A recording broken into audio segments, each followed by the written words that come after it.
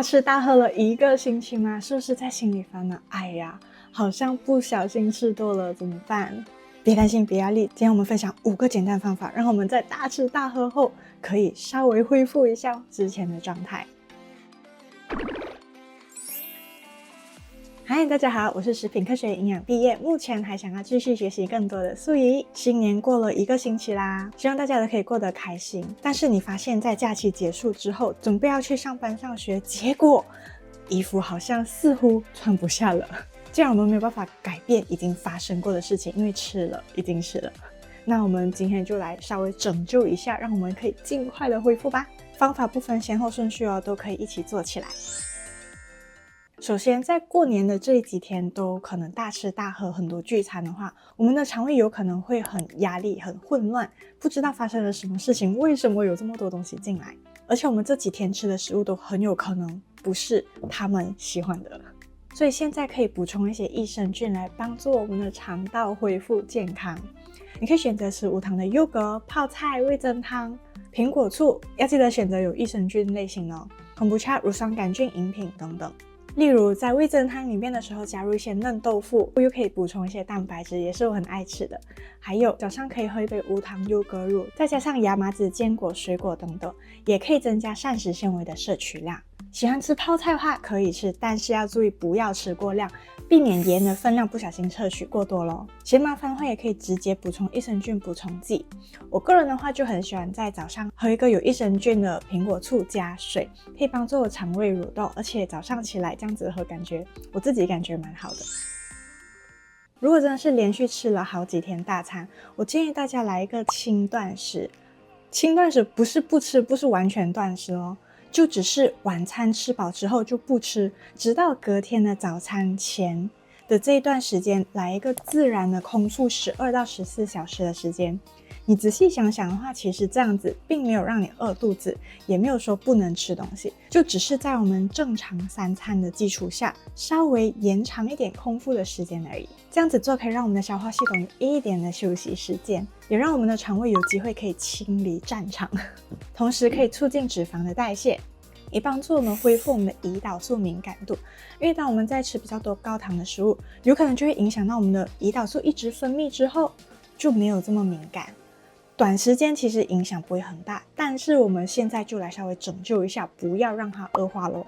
所以轻断食的话，就是晚餐后就不要再吃东西了，还有不要太迟吃晚餐，最好是在睡前的3到5个小时就已经停止吃东西，比如晚上7点吃完，直到隔天早上的7点或者是9点才再吃早餐。如果隔天起床直接觉得很饿的话，要记得早餐要慢慢吃，不要一下子吃太多或吃太快。空腹的时间12到14小时里面是可以喝水啊、茶、咖啡这一些，但是不要喝那种含有卡路里的，像是牛奶、果汁这一类型的哦。你起床的第一件事，你的早餐也要尽量避免吃高糖食物哦，避免我们的血糖突然波动得太快。所以可以参考这个视频来了解早餐应该怎么吃。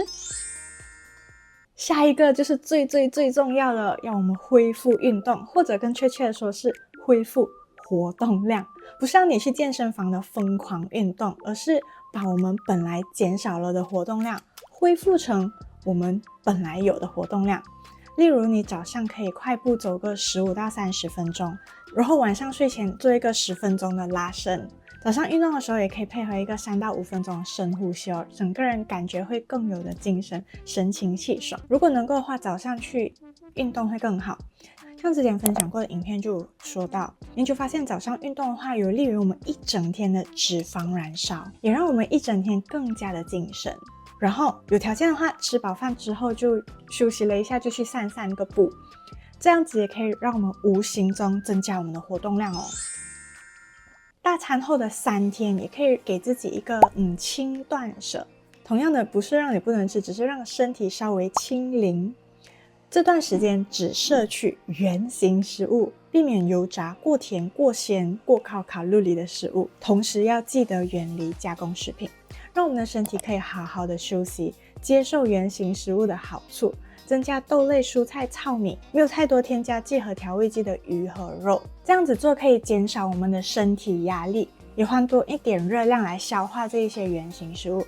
还记得吗？之前我就说过，我们的身体其实不会花太多的热量来消耗加工食品哦。最后一个方法非常简单也很重要，就是要喝够水和睡够觉。这两个都可以帮助我们的身体排毒和调节荷尔蒙。水分喝身体体重乘以30到40毫升。睡眠至少要7到9个小时，而且是要高质量的睡眠哦。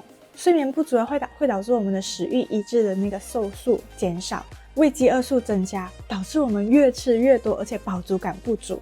所以可以考虑在睡前可能泡个脚啊，放松心情。然后我最近也是有用薰衣草的精油喷雾，也是让整个人很放松，也帮助我们可以更好的入睡哦。